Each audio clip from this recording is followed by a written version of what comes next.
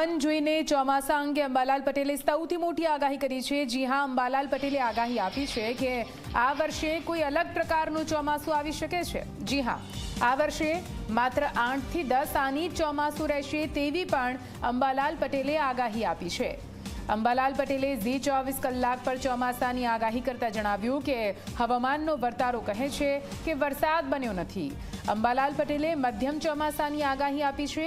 તેમની આગાહીથી ખેડૂતોની ચિંતામાં ચોક્કસથી વધારો થશે। સમગ્ર વિશ્વમાં મંદીના ભણકારા વચ્ચે આ વખતે જો ચોમાસું મધ્યમ રહે તો ગુજરાત સહિત સમગ્ર દેશ માટે પણ ચિંતાનું કારણ બની શકે તેમ છે। અંબાલાલ પટેલનું કહેવું છે કે પશ્ચિમ દિશાનો મધ્યમ પવન છે, જે સૂચવે છે કે આ વખતે ચોમાસું કંઈક અલગ પ્રકારનું હશે। પશ્ચિમનો પવન હોય તો ખેતરવાડી ના સુકાય એવું ગણી શકાય।